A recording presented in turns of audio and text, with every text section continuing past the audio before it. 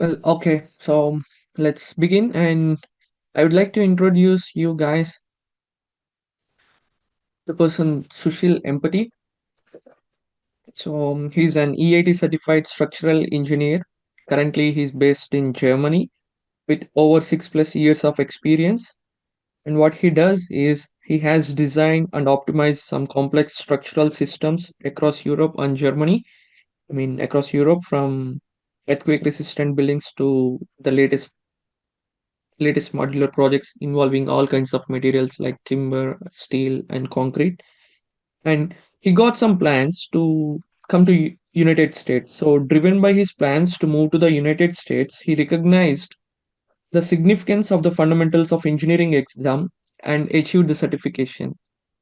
To emphasize and to be clear here, he's not still in United States, but he got his FE exam clearance and he got his certification, EIT certification, being in Germany, and he will be here anytime soon. So that that's how the importance of FE exam here is. A person who is in plans of coming to United States, so they are getting prepared for the exam by themselves, or they are getting in advance. They are getting prepared in advance to the situations that are happening here or the scenarios that we're gonna face here as civil engineers. So now let's hear from Sushil himself about his tips and strategies for mastering the FE exam. Over to you, Sushil. Welcome to Thank the you, Manita. session. Hello, everyone. Good evening. So, as Manita said, my name is Sushil Empati, and I'm working in Germany as a structural engineer. And yeah, coming to my education, I've done my bachelor's in civil engineering in Hyderabad, and I've come to Germany for my master's. And from 2015 to 18, I did my master's, and from then I am working as a structural engineer. So in between, I thought of moving to US, and I came to know from the webinars and also from other information from YouTube and also from Bhavanam's. I have also attended Bhavanam's webinar before, and I came to know about the importance of FE, and then started working on it. So yeah, recently I've gained my FE and I've cleared it. So I just wanted to share my experience and share you some tips which might be useful for you guys. So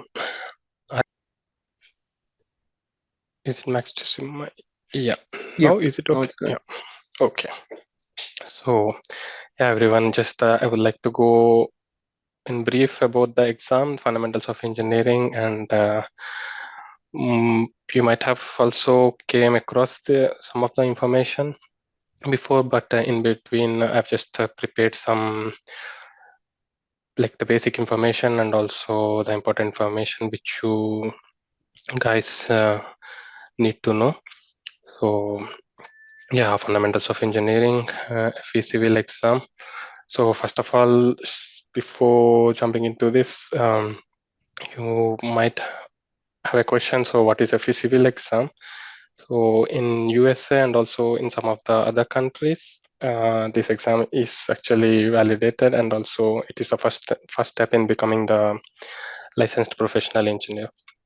So and the purpose and importance, why is this exam? Why do we need to write this? So actually, in this exam, they have put all the things which we have already studied in bachelor's. So this this is at the end understanding of the basic engineering principles what we have already studied in our bachelor's. So and at the end, if you give this exam and if you can clear it, then it will allow you to become an engineer in training, and you can work under a professional engineer before gaining some experience and appearing for PE. So in short, it is actually the first step to proceed for the professional engineering license. It is all from my experience. What I know is it is the main thing in USA, and also some of the companies which are in Middle East, they also follow this procedure or the licensure of a professional engineer. So who can take the FE Civil exam? So you might be in question, okay, am I eligible to write this exam or not? So because we come from different backgrounds regarding the accreditation and all these things from our universities in our home countries.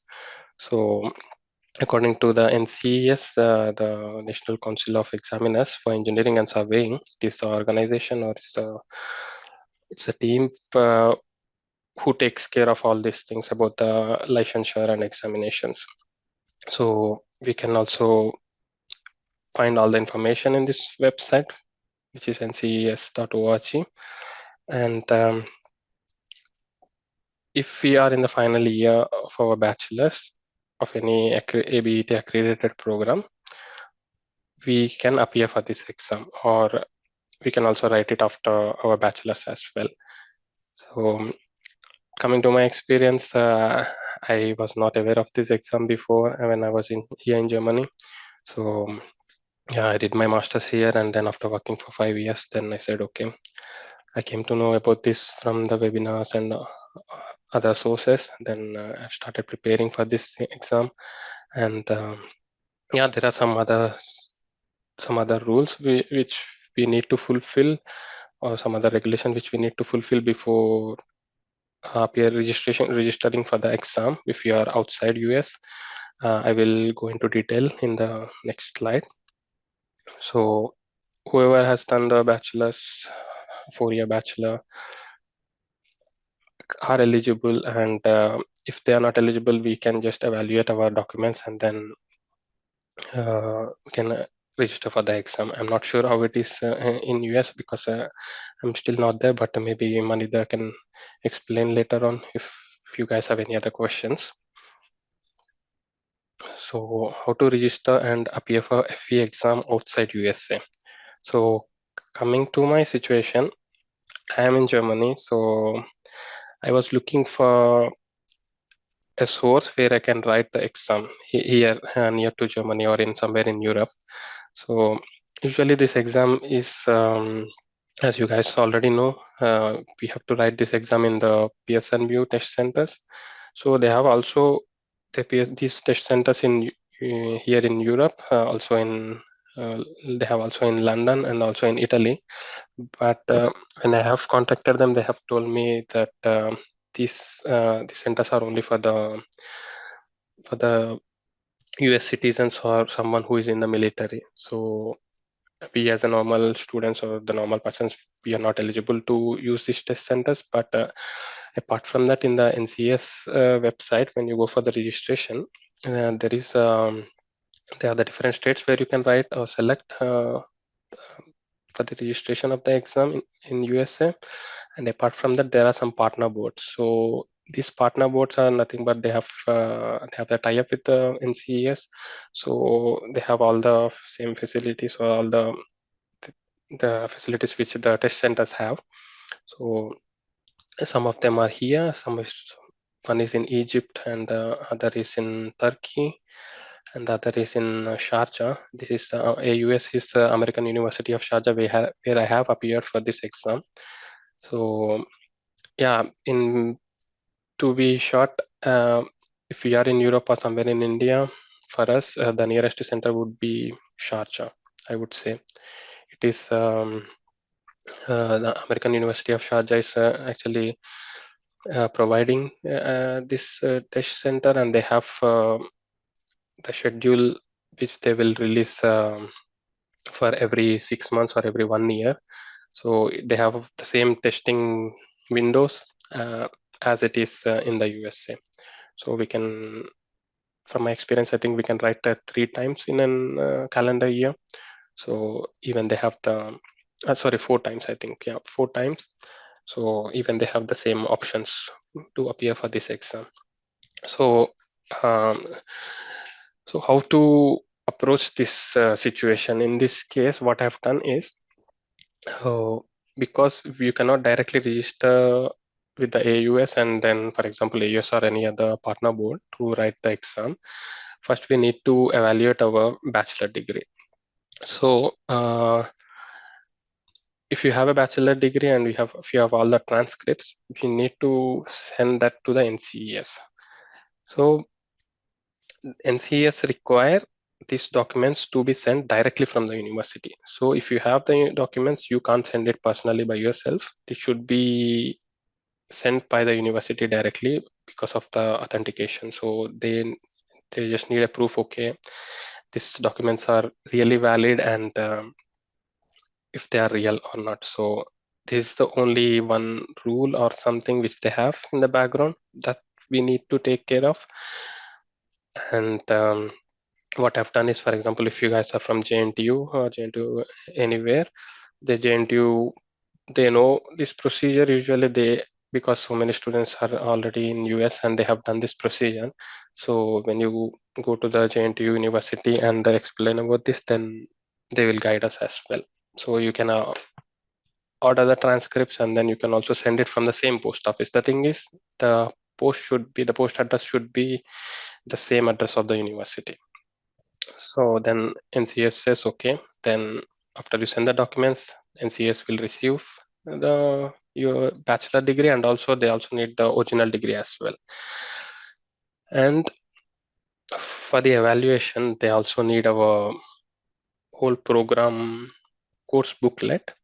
That thing we can also find in JNTU website or any other university. For example, if you guys are from OU or JNTU, you can find it online. And then we need to send this transcripts, original degree, plus this course information to NCES by post. So once these documents have reached the NCES, then you will get a status change. I will just share my screen, share my other screen. So yeah, can you see my desktop Yes. now? Yeah. Yeah, it's Okay. showing NCS. Yeah. So actually, this is my NCS login. You guys have maybe have seen this website before. So this is my NCS dashboard. But before going there, when you have sent the documents to the NCES, when you go to add or update education, so first before sending the documents, you need to update your information here. So once you update your information and send the documents to the NCES, once they receive, you will get a status change here to verified. So it will take around 15 to 20 working days from NCES. And then when it is verified, then you will have an option on the dashboard where you can buy the evaluation. So before that, you can't directly buy the evaluation of your documents. And one thing, please don't confuse between the verification and evaluation. Even I thought, okay, once it is verified, I thought, okay, my bachelor documents are verified and I can register for the exam. But this is not the case. So once the documents are verified, and on the dashboard, you will get an option to buy the evaluation. So it is actually around $350. So when you buy the evaluation, then NCS will start evaluating your documents and they will give you a report. Okay, if you are in the end eligible for this or they will actually evaluate our degree based on the US degree and they will provide us some credit points. I will just also share this thing, how it looks like.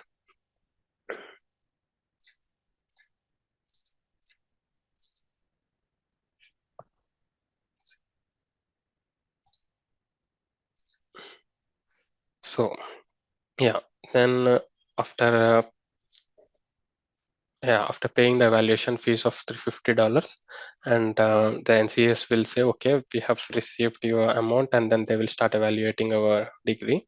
And at the end, they will say, okay, outcome, the outcome should be equivalent in order to register for the examination, for the FE examination. So because we have already studied all these subjects like calculus and all these things, so they will just convert into the US credits, and at the end they will give you an overall report like regarding the maths and science, how many credit hours we have done, and if they have any deficiency or not, they will also show it here. In the other case, I have heard, I'm not sure if our I think our bachelor degree, because we have almost like 54 subjects, so we are more than in a good place that we don't have any problem for this evaluation. So at the end, if we have passed all the exams in our bachelor's and we have a bachelor degree, then it should be 99% then equivalent. So once you got this credential evaluation, then you need to send it to the partner boards. So just a second, guys. Yeah. So then once you got this evaluation report, then you can contact the partner board and then register for the examination. This is completely everything from the NCS website only. So you don't need to worry anything. So you just have to select in the registration process what is my nearest partner board.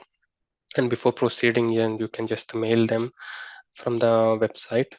And then there is a team regarding for this FE. So they will clear all our doubts and all these things. So as said, the registration fees for this evaluation is $350. So we just need to pay online, and then we have to send this receipt as well to the partner board. So that they will just confirm with NCES, and they will say, okay, now we can register for the exam. And then, yeah, we are done with the evaluation. But one disadvantage or one thing in this case is we need to pay after this evaluation fees, we need to pay around $300 for the partner board, and also we have to pay the registration fees for our FE civil examination through the NCS website. So at the end, we are paying around some $300 to $500 extra if we are appearing from the partner board, and also if we are writing the exam outside the USA. Apart from that, yeah, everything would be like as mentioned. It would be mostly a smooth process. So we'll jump into the next slide. And yeah, coming to the exam format. So after you have done the registration and everything, then we will then go to the exam format, how it is like. So as you guys already know, most of them might know, this is a computer-based examination, computer-based test, and it is a multiple choice questionnaire. So they have 110 questionnaires, and the duration of the exam is 6 hours. So coming to my personal experience, this American University of Sharjah, they have, for example, they have a library building where they have this computer lab or something. So they have provided this area for us to write the exam. So if I can relate, I would say it would be similar to IELTS testing center. I think most of them might have appeared for the IELTS or GRE. So the test center was similar to that, and it was not only completely dedicated to FE or PE, but on that day when I have appeared for the exam, there were 2 students appearing for PE and 3 students appearing for IELTS or GMAT, something like that. So it was actually all together a mixture of all other exams or the other competitive exams. Yeah, it was so coming to my experience on the exam day. um, Coming to my experience on the exam day, yeah, I have as I live in Germany, then I was in Sharjah one day before. Then on the day of the exam, as they mentioned the rules on these things, we need to be around 1 hour before, because we need to do a small registration process. For this registration, we need the NCES approved approval letter, and the NCES approved calculator. The things I will speak in the next slide. But overall, coming to the exam format, yeah, it is like, okay, then multiple choice questions and 6 hour duration. Yeah, in the 6 hour duration, you might be asking a question, okay, we need to sit 6 hours continuously. No, because it also includes a break. So it is actually divided into 2 sessions. These 110 questions were in the first session, I have given 57 questions.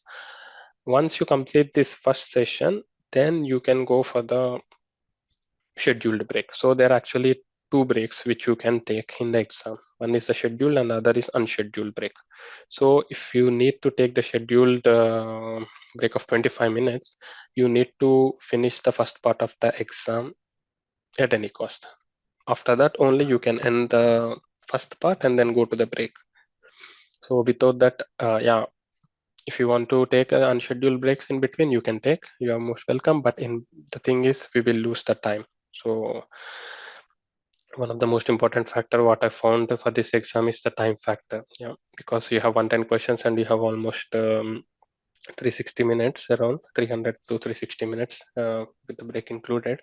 So you have to be in a very good pace to cover all these things. So what I would suggest from my experience was, yeah, concentrate on the first part well. Don't think about the other second part, because they have already broke down the exam into two parts, right? Session 1 and session 2. So this is also one advantage for us as students.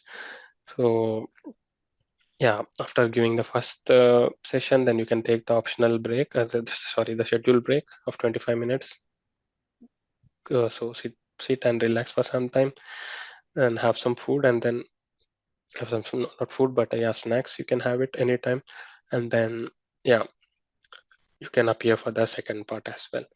So in between this coming in and going out to the exam hall, they have the team who will guide us. We need to give the fingerprints the starting of the examination, and also when we are going out for the break, and also when you are coming back from the break. So we need to give this fingerprint or the hand or the palm prints, I would say, to be precise, at least 3 or 4 times before starting the exam, in between the break, while going out and coming in, and then while going out at the end after you have wrote the exam.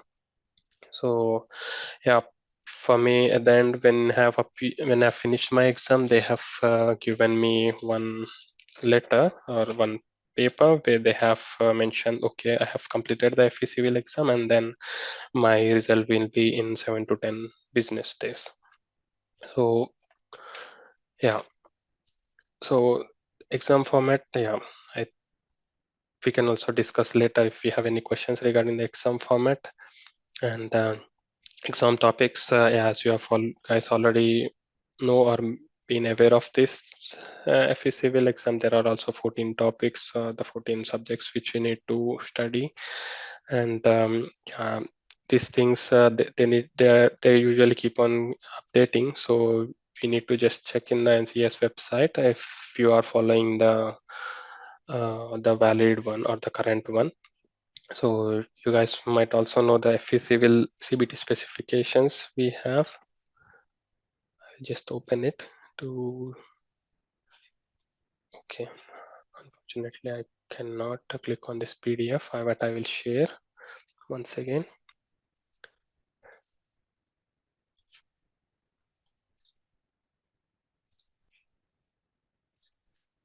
Yeah, so this is the Civil CBT exam specification. So as mentioned, they have the 6-hour time, and also they include a small tutorial and also optional schedule break. Yeah, these are the topics which you guys already know, and each have some weightage, and the number of questions they have already mentioned here. So if we are coming from our Indian bachelor degree, then yeah, you might have studied almost most of the subjects. In what I felt missing was only the engineering economics. I was not sure if I have studied this in bachelor's or if they have changed something in the last 5 to 10 years. But yeah, this is the ethics and the professional practice. I found it also new, and they are also completely based on the USA. So the laws, the contracts. Yeah, and the rest, I think we know all these things if we have from the civil background. Yeah.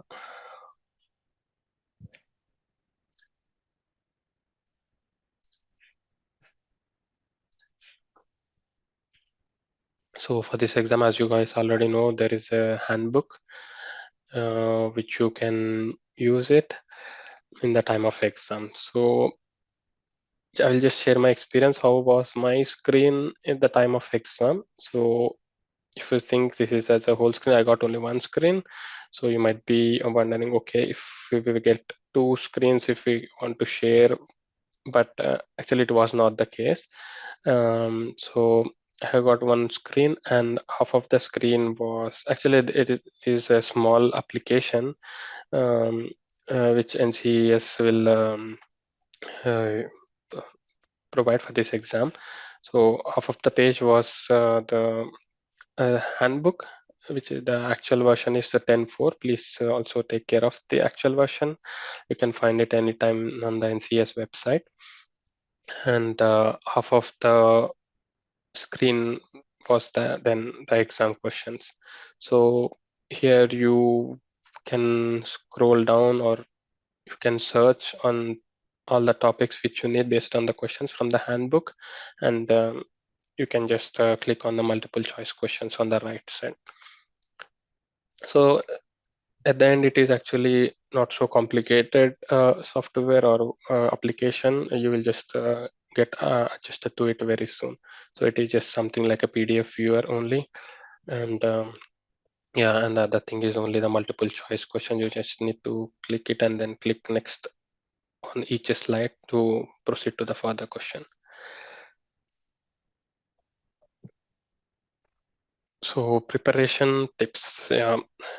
So what I followed coming to my personal experience, and I would like to share like when I have started, and how did I get into this, or how I came familiar to this subject or this topic of exam. So I've allocated, to be precise, yeah, four more than 4 months, 4 to 6 months in between, because I have started it from the scratch, and in between I came to know about then Bhavanam C2C. I found some of my colleagues and my friends here. Then they have in between arranged webinars, and they have explained, as I've also attended like you guys before these webinars, and I've gained a lot of information from them. And in between I was actually thinking, okay, I would also take the fundamentals of engineering live training for the 3 months, but it was late actually. By the time I came to know about this course, I was about to appear for my exam, so I was actually 2 months short. Then I said, okay, I couldn't keep up with the pace. Then in between I prepared myself, but in between, yeah, I said I was following the webinars, and also taking the tips from the colleagues who are also teaching the um, live training. They have you have also got like the 1 year record access, and yeah, to be precise, one thing is, as you guys already know, we need something like the dedication or this consistency to appear for such exams. I would say, if you are finding difficulty in doing the self learning, then I would say definitely opt for some of the live training sessions, or the online courses which are affordable, and also, yeah, timely for you in according to your session, according to your timetable, and all those things. So yeah, allocate 2 to 4 months for preparation depending on your familiarity with the material. So once you dive into the exam or exam preparation, then you will know, okay, what are the areas you, some of most of them, yeah, not most of them, I would like to say, everyone has their own favorite subject, or the subject which they like. So in that case, yeah, you might be in confidence, okay, I know this mathematics or statics from your bachelor's, then there are some other new topics which you need to concentrate more. So when you just dive in, then you will get a clear idea, okay, or you will learn along the process, okay, where I need to concentrate more, which subjects I need to do more practice, and all these things. So dedicate consistent mm, consistent daily or weekly study sessions, I would say, at least when you have started for the preparation, don't let the flow go. just try to at least spend some time every day or at least every 2 days to uh, to be to be in this flow of preparation. Yeah. And what I felt personally was, okay, I was preparing in between at a slow pace, but I thought, okay, um, that would be nice if I register for exam. Then I would say, okay, I will have my target. I will say, okay, I will book my exam, or I will register for my exam in the upcoming 2 months or 3 months. Then I said, okay, I had 3 months, and then I could plan my studies or my preparation in a good way. In that case, when you know, okay, if you are not registering for an exam, then there is a chance, okay, you might be delaying, but at the end it will just build the pressure. I would say on the other hand, yeah, it would be actually advantageous. I would not say it is a pressure, but yeah, at the end it is a pressure, but it would be an advantageous pressure, I would say. And yeah, focus more time on the weaker areas. You know, like there are 14 subjects. When you go through it, then you will say, okay, I know some of the subjects, I am new to some of the subjects, or you might have forgot something because we have studied it long before, and we might be working in one focused area now. Maybe if you are a structural engineer, you might be not be studying about the water resource engineering or some other subjects. So yeah, then it would be a good refreshment at the end. If you get into this, then you will also gain the confidence as an engineer. What I personally felt was, okay, I was working for 5 to 6 years here, but then I was working only in the direction of structural design, but I was moving. I was far away from the water resource engineering or environmental engineering or other subjects. But when I have again regained this information, or when I have studied and prepared for the fundamental, as a person, I've gained my confidence as well. Then I said, okay, now as a civil engineer, I have also uh, a basic information, or more than a basic information, of all the other different fields as well. And yeah, try to gather the resources, and as you know, you have the FE reference handbook, which is a very good thing for us to keep it aside in the exam. So try to use this handbook as much as possible, and make use make familiar with it. You just have to be in that zone. Okay, when you find a question, you you can just search the equation, or you should be able to search the equation, or any other information which would be helpful for that question, or which we would need to solve this question. And yeah, at the end I would say just practice, practice, and practice. Yeah, and then the thing is, yeah, we can, it is not so tough, but one thing what we need in for this examination is the preparation. And then when the more you practice, the more confidence you would get, and it would definitely help in the exam to solve the question in a less amount of time, because some questions might need, instead of 3 minutes, it might need 5 minutes, because it might be some of the tough question. But if you try to save the time in the on the easy questions, because you have practiced more, then you can use this time for the other questions, and you can increase your pass percentage, or the chances of passing the exam. Yeah.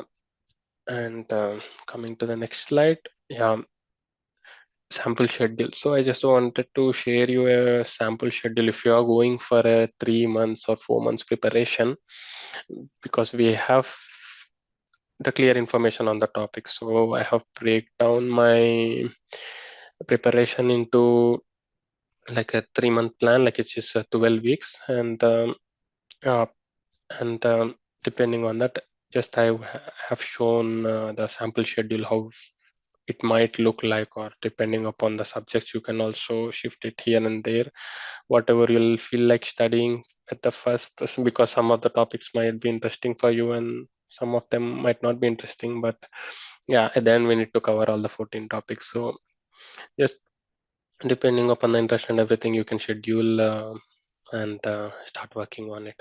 So this is my example of a sample schedule plan what I have followed. So I just followed, to be honest, then I have followed only the CBT specification, the um, the topic wise what they have mentioned in the CBT specifications. I just have followed that thing. So I haven't jumped from one topic to other, but I said okay, we'll go step by step, no hurry, but be confident on what I'm doing. So yeah, you can also prepare yourself something like this, and then yeah, once you complete the 2 or 3 steps, then you will feel confident. So yeah, and exam day guidelines. So yeah, after you have registered, you have studied, now we are now ready to go to the exam. So what is the most important thing on the day of the exam, or the exam day guidelines which you need to follow? So if you are appearing for the exam like in US or somewhere outside US, what I've done, so you need to show the valid ID. So as I was in Sharjah, then I need to show my visa which I've got to go there, and also our passport. And once you register for the exam from the NCS, then you will get an appointment confirmation and NCS approved calculator. So NCS very strict on this, so they need the calculator. Then they have also some calculator specifications, which you can also find it on the website. And you just need to follow the model number. That thing is also available on the NCS website. So, and familiarize yourself with the PSNU testing center. Yeah, each testing center might have some different rules, but it should not be much different from the other things mentioned in the NCES.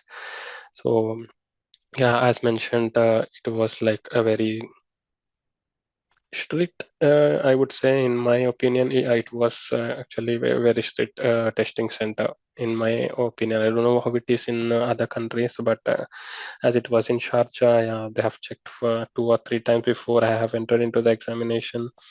And yeah, they made sure that I don't carry anything except my passport and calculator to my sitting place. And the other thing what they have provided is, yeah, okay, you might be in a question, because even I was personally in question, I have cleared with Manidhar later on, because you might be practicing a lot on the papers and everything. uh, you might be thinking, okay, what do they provide on the day of the examination to solve the questions or to do the rough work? They would provide some reusable booklet. It is usually 5 or 10 pages, and they would provide a marker. Then yeah, it is actually a reusable paper, and yeah, you don't need to be thinking on to use it economically, because they are only 5 to 10 pages.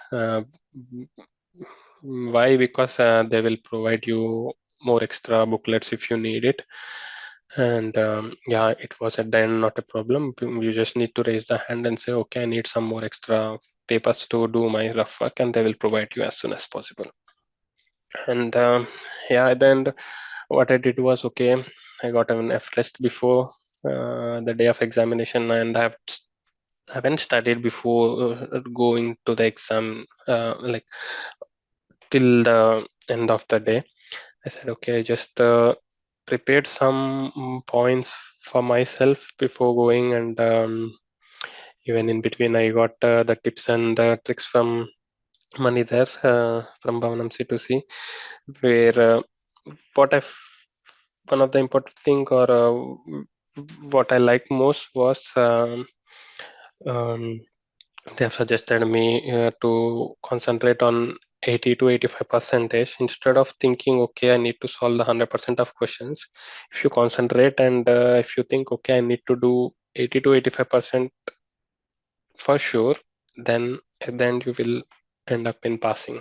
That is what I found. It was uh, much relatable, and to the reality, because of my experience, I've done my first 57 questions in the first session, and I was thinking, okay, I have had the good confidence, okay, but at the end I had left with the 50 odd questions, and then I had only 2 hours, so I was running out of time. But in between, I remembered this thing. I said, okay, I don't need to solve all my 50 questions, but what I need to solve was only 30 or 35, which need to be correct in order to pass the exam. So don't ever panic. One thing is that if you plan, because we have already given the competitive exams like maybe MSET or some of might give in IIT or IEEE, after a long time it would be a refreshment as well. But one thing as usual, don't panic and then just concentrate on the question and take it one by one. So this would be my tip if you are applying for this exam.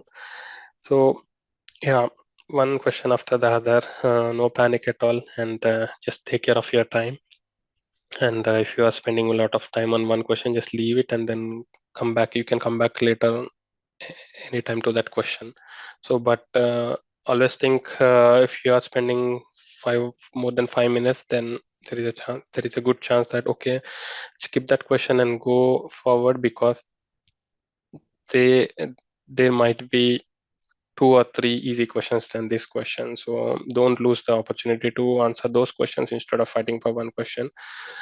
Yeah, yeah, just be positive and then don't lose the, or don't become panic till your submission. Just think it is an opportunity and then give you 100%, because one big advantage is you have the handbook on your side, so you can search and then you can also find the answers or find the equations or whatever it may be till the end of your exam. So yeah, one main thing what I would suggest is don't panic, and then yeah, concentrate on this 85 to 90% to do correctly, and then you will end up passing the examination.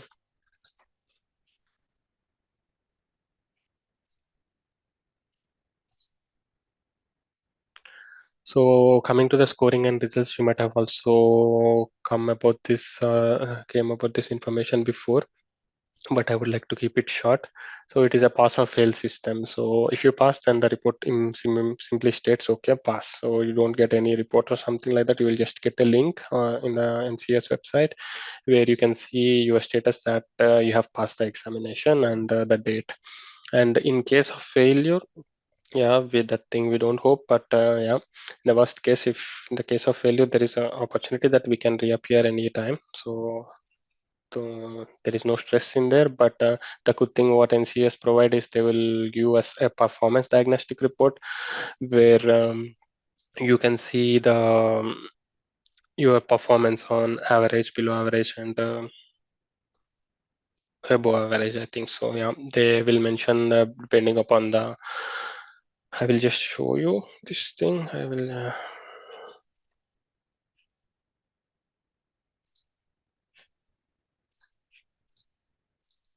I have actually downloaded the diagnostic report just to show you guys.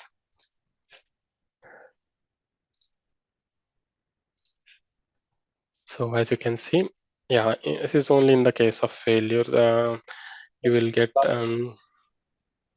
sorry. Your screen is now visible for the diagnostic report. Oh, okay, sorry. Yeah, now? Yeah, we can see it. Yeah, now it's Yeah, good. yeah. So this is the diagnostic report, and they will mention here the number of items and our performance on the scale of 0 to 15. So you know at the end, okay, these are the areas where I need to concentrate more for my next attempt. But yeah, this is at the end of the other side, which we don't hope to go. Yeah, I wish you guys all can clear it on the first attempt. And yeah, as said, it is not so tough, but one thing as said is the guidance, day-to-day guidance, and consistency, which you need to follow. And yeah, what's next? So after you have appeared for the exam and then cleared this exam, what do you achieve? So at the end, you will get the EIT certification, which is nothing but the engineering training. and we will also get a small batch from NCES. And what's the next step? The next step is to plan for the PE exam. So yeah, for me personally, I've been here in Germany since 5 years, but they don't have any examination or certification things here. It is all mostly based on experience, so there are no competitive exams that you can appear here. But yeah, for me personally, I gained a very good confidence, and yeah, I'm just hoping you guys can also appear for the FE, clear it, and then be a professional engineer. And this conference will be in another level, I would say. Yeah.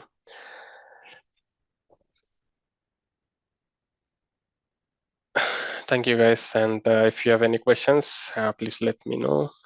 I would try to, I would do my best to answer those. In the other case, Manidhar is also here. He will also suggest you guys if you would like to write the examination in USA as well. Thank you, guys.